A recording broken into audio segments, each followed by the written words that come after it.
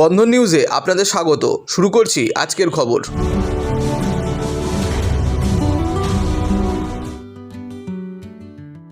SIR সমস্ত সমস্যার মূলে নির্বাচন কমিশনের বিজেপি। মূল বিষয় পরিচালিত হয়েছে বিজেপির অঙ্গুলি হিসেবে।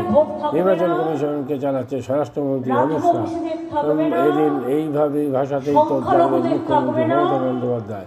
অমিত শাহ তার দাবি প্রধানমন্ত্রীকে নিয়ন্ত্রণ করেন স্বরাষ্ট্রমন্ত্রী। একই সঙ্গে 26-এ বিজেপিকে শূন্য করার টার্গেট দিলেন মুখ্যমন্ত্রী মমতা বন্দ্যোপাধ্যায়। নেতাজি ইন্ডোর স্টেডিয়ামে বিএলএদের ডাকা সভায় আগ্রা মুখ্যমন্ত্রী নিশানায় ছিল গেরুয়া শিবিরের নির্বাচন কমিশন। এদিন তার দাবি এসআইআর নিয়ে নাম বাদ দেওয়ার পরিকল্পনা করেছে বিজেপি। এর সঙ্গে তিনি বলেন, মানুষকে ভোটাধিকার কেড়ে নিতে চায় বিজেপি, এর কোনো লজ্জা নেই। দালালি করার একটা লিমিট আছে। আর 1.5 কোটি নাম বাদ দিতে হবে বিজেপি খোকা বাবুদের আবদার। তাই এসআইআর নিয়ে এই ধরনের কাজ করছে বিজেপি। আমার কাছে স্টেট সেন্টারে কোনো পার্থক্য নেই। আমি সবাইকে বলছি, যার যার দায়িত্ব পালন করুন, আমাদের যতটা সহযোগিতা আছে আমরা করব।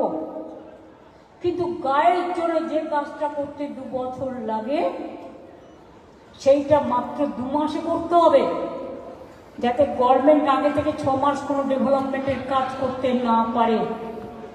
বিজেপি, তুমি আমাদের সাথে কোনো কিছু খেলে পারবে না।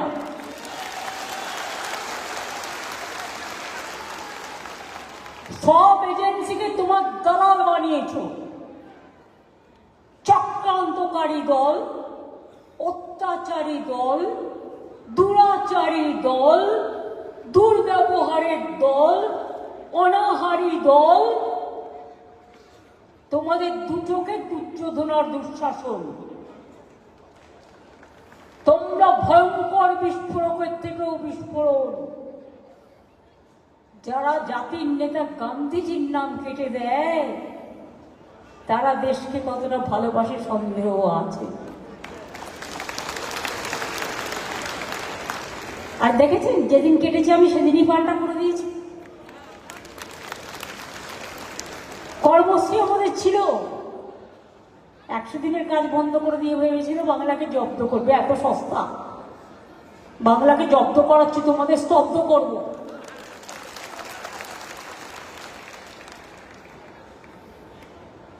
আমরা চলি সমুখ পানে, কে আমাদের বাঁধবে? বিজেপি রইল পেছুর টানে, কাঁদবে তুমি কাঁদবে। এবার আপনাদের আমি কয়েকটা কথা বলবো, মনে রাখবেন। আমরা যা লক্ষ্য করলাম, ওরা ভুলে গেছে যাদের নাম বাদ দিচ্ছে, আরো 1.5 কোটি নাম নাকি বাদ দিতে হবে। বিজেপির খোকা বাবুদের আবদার, হাত ঘোরালে নাড়ু পাবো, নাড়ু নিয়ে ভোটে জিতবো, নির্বাচন কমিশনকে কাজে লাগাবো, আর বাংলাকে দখল করব, বাংলাকে অসম্মান করব, বাংলার ইতিহাস ভুলিয়ে দেব। নানা রকম চালাকির দ্বারা কোনো মহৎ কার্য সম্পন্ন হয় না।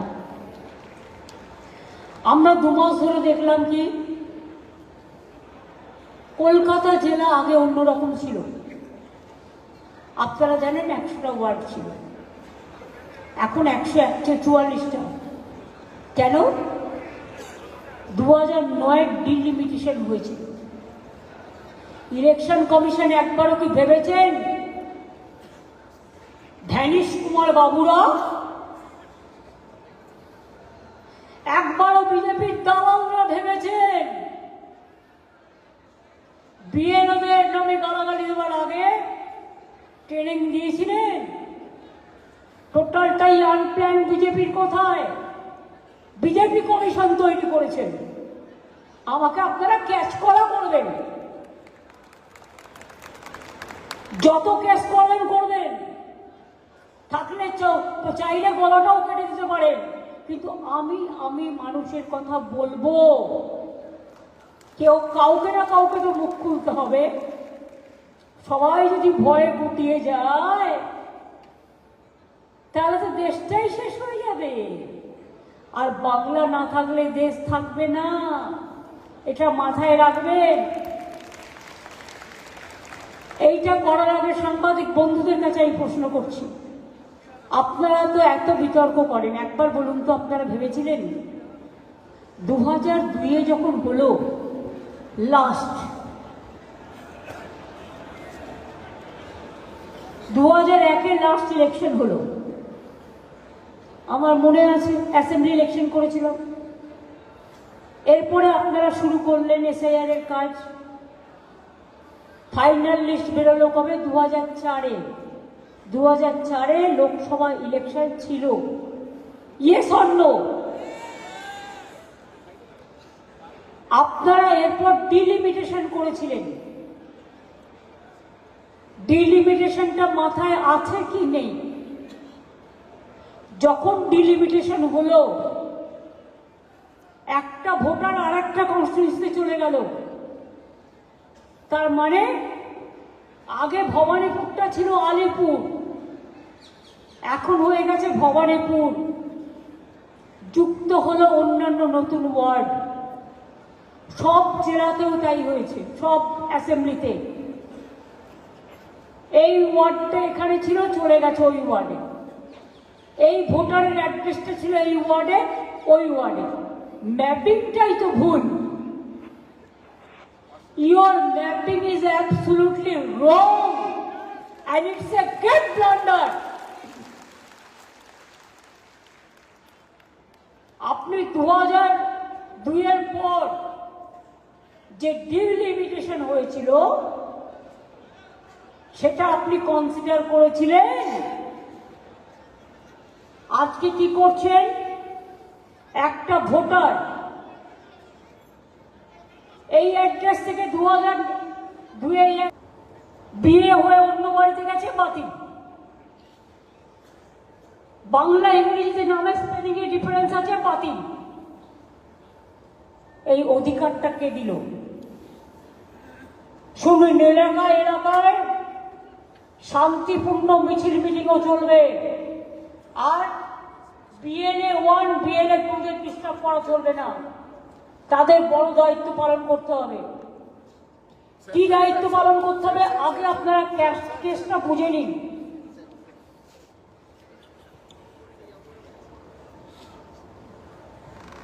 ধরুন সাউথ 24 পরগনা, টোটাল ভোটার লিস্টে বাংলায়, স্বাভাবিক কারণে নামের লিস্ট বাংলা আর ইংরেজির মধ্যে তফাৎ আছে।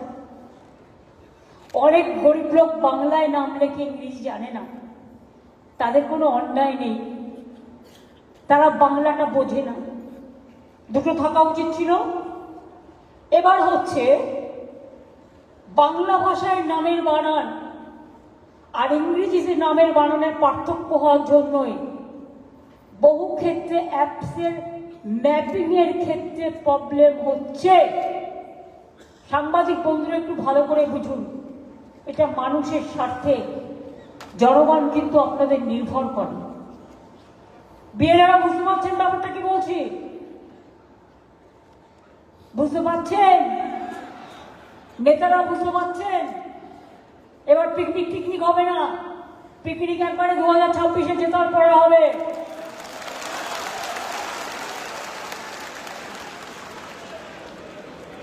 এই অ্যাপ নির্ভর ব্যবস্থাপনায় কোনো এসওপি নেই।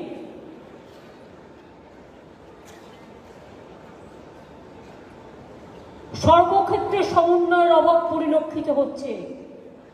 কম খরচে বিশ্বমানের আধুনিক চিকিৎসার হুগলির মিডল্যান্ড নার্সিংহোমে বাংলার বিশিষ্ট চিকিৎসকরা এই নার্সিংহোমে রোগীদের চিকিৎসা করেন। জটিল রোগের চিকিৎসার জন্য রোগীদের আর দক্ষিণ ভারত যাওয়ার দরকার নেই। হুগলির মিডল্যান্ড নার্সিংহোমে পাওয়া যাবে বিশ্বমানের আধুনিক চিকিৎসা পরিষেবা।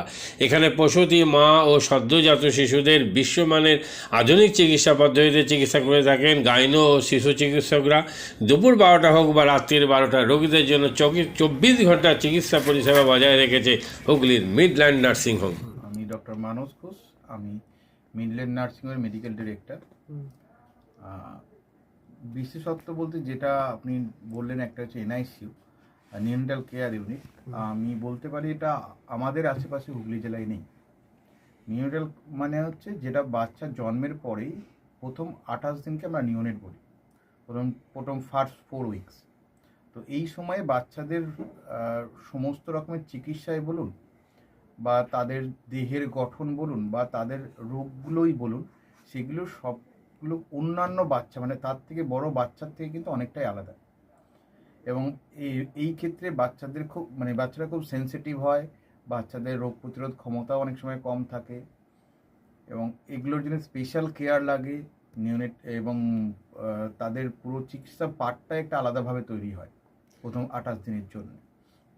আমরা এখানে চুঁচুড়া, বিশেষ করে চুঁচুড়া এবং হুগলিবাসীর জন্য এই জিনিসটা আমরা আনতে পেরেছি, যেখানে আমাদের বাচ্চাদের এই নিওনেটদের ক্রিটিক্যাল মানে খুব খারাপভাবে যে নিওনেটগুলো জন্মেছে বা যারা জন্মের পরে যারা হাঁপাচ্ছে বা যারা মেকোনিয়াম খেয়ে ফেলেছেন বা যাদের কোনো জন্মের পরে কোনো রকমের শ্বাসকষ্ট বলুন বা কোনো রকমের অসুবিধে হয়েছে বা জন্ডিস ধরা পড়েছে বা অন্য কোনো কমপ্লিকেশান হয়েছে, সেই ধরনের বাচ্চাদের চিকিৎসা করার জন্য উপযুক্ত ব্যবস্থা আমরা এখানে করতে পেরেছি। তার ভিতরে আমরা বলতে পারি আমাদের এখানে ওয়ার্মার আছে সাফিসিয়েন্ট, আমাদের এখানে 6টা বেডের জন্য ওয়ার্মার আছে এবং আমাদের এখানে ফটোথেরাপি মানে বাইলেয়ার ডবল সারফেস ফটোথেরাপি আছে যাদের কনজেনিটাল বা যাদের জন্ডিস ধরা পড়েছে তাদের জন্যে, এবং বাচ্চাদের ভেন্টিলেটার আছে আমাদের একদম নিওনেটদের জন্য। এই ভেন্টিলেটার সাধারণভাবে সব জায়গায় পাবেন না, এবং বাচ্চাদের বাবেল সিপ্যাপ যেটা একটা স্পেশালাইজ মেশিন, বাচ্চাদের যেহেতু ভেন্টিলেটার খুব বেশি লাগে না কিন্তু বাবেল সিপ্যাপ বলে একটা জিনিস খুব বেশি লাগে, তাদের অক্সিজেনের পরিমাণ কমে গেলে তাদের শ্বাসকষ্ট হলে, সেটাও আমাদের এখানে আছে। এবং আমি কিছুদিন আগে আমাদের একটি বাচ্চা এখানে ভর্তি হয়েছিলেন যার শ্বাসকষ্ট হতে শুরু করেছিল জন্মের 6 ঘন্টা পর থেকে, এবং সুন্দরভাবে তাকে আমরা এখানে চিকিৎসা দিয়েছি। আমাদের এখানে দুজন খুব ইয়ং মানে এনথুজিয়াস্টিক পেডিয়াট্রিশিয়ান আছেন, ডক্টর মৈত্র এবং ডক্টর ঘোষ।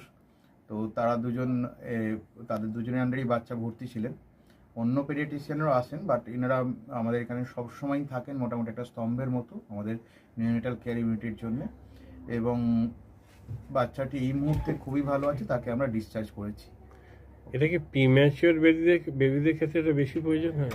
ভীষণভাবে প্রিম্যাচিওর বেবি যারা একটু আগে জন্মেছেন বা যাদের ওয়েট কম হয়েছে, এবং অনেক সময় মায়ের বা ওয়েট অনেক সময় বেশি ওয়েট হলেও যে সেটা ভালো সেরকম নাও হতে পারে, যেমন ডায়াবেটিসের ক্ষেত্রে হতে পারে, বা অনেক সময় বাচ্চাদের বারবার জন্মানোর পর সুগার ফল করছে, এটাও আমরা দেখি। অনেকগুলো কারণেই যেগুলো জন্মের পরেই যে সমস্ত সমস্যাগুলো হয় সেগুলোর জন্য এরকম স্পেশালাইজ ইউনিট দরকার হয়, নিওনেটাল কেয়ার ইউনিট, এবং সেটা আমরা এখানে করতে পেরেছি। প্রথম কথা হচ্ছে জীবনের দাম সব থেকে বেশি, ঠিক আছে, এবং যে মা 10 মাস তার বাচ্চাটাকে গর্ভে ধারণ করেছেন তার জন্য সারা পৃথিবীর সব থেকে মূল্যবান জিনিস বা সেই বাবাটির জন্য কিন্তু সেই শিশুটি। রিগার্ডিং কস্ট যদি বলেন, আমরা এমনিতে একটা মফস্বল এলাকাতে থাকি এবং আমাদের পুরো নার্সিংহোমটাই মফস্বল এলাকাতে, আমরা সেটার কথা মাথায় রেখেই আমাদের যে সমস্ত কস্টগুলো রেখেছি। এবং এই যেটা বললাম কয়েকদিন আগেই আমাদের একটি বাচ্চা যাকে হঠাৎ করে শিফট করতে হয়েছিল নিকুতে, সে চিকিৎসা পেয়ে গেল। তার বাবা মা দুজনেই খুব স্যাটিসফাইড। আমাদের যে ফেসবুক আছে, পেজ আছে, সেখানে আপনারা তাদের কথা শুনলে বুঝতে পারবেন। এবং কস্ট মানে যথেষ্ট রিজনেবল, আমি একেবারে কম বেশি এরকম বলবো না, আমি বলবো রিজনেবল। আমাদের মফস্বলের জন্য যেটা হওয়া উচিত সেই রকমই করা আছে। হুগলির কোদালিয়া জাতীয় যুব কম্পিউটার সাক্ষরতা মিশন স্কুল পড়ুয়াদের পাশাপাশি তরুণ প্রজন্মের কাজে স্বনির্ভর হওয়ার জন্য বিশ্বমানের কম্পিউটার প্রশিক্ষণ কেন্দ্র। এখানে ক্লাস 3 থেকে ইঞ্জিনিয়ারিংয়ের কম্পিউটার কোর্স পর্যন্ত প্রশিক্ষণ দেওয়া হয়। এই হুগলির কোদালিয়া জাতীয় যুব কম্পিউটার সাক্ষরতা মিশন প্রশিক্ষণ কেন্দ্র থেকে কম্পিউটারের প্রশিক্ষণ নিয়ে দেশে বিদেশে অনেক ছাত্রছাত্রী আজ প্রতিষ্ঠিত। স্বল্প ফিতে ছাত্রছাত্রীদের বিশ্বমানের কম্পিউটার প্রশিক্ষণ দিয়ে এই কেন্দ্র এক বেঞ্চি দৃষ্টান্ত সৃষ্টি করেছে। বন্ধন নিউজে ক্যামেরায় ধরা পড়ল সেই দৃশ্য। নমস্কার, জাতীয় যুব কম্পিউটার সাক্ষরতা মিশন কোদালিয়া, আগে জুনিয়র ফ্যাকাল্টি। এখানে ক্লাস 3 থেকে ইঞ্জিনিয়ারিং অবধি সমস্ত রকম কোর্স করানো হয় এবং তার সাথে সাথে প্রফেশনাল কোর্স যেমন C++, Java, power BI, Tally, GST, web development, app development, power BI etcetera সব রকমের কোর্স করানো হয়, কম্পিউটার কোর্স করানো হয়। এখানে ইংলিশ মিডিয়াম এবং বাংলা মিডিয়ামে দুরকম স্টুডেন্টদেরই সব রকম কোর্স করানো হয়। অক্সিজেন কি আমার ইভেন্ট হতে হবে, সেকেন্ড কি আমার ট্যালেন্ট, রাইট? এখানে আমি এখানে কি করলাম, এই পার্টটা আমি বার করছি কাকে, আমার এই পার্টটা the first while is for the sum of degrees and the second while is for the reverse.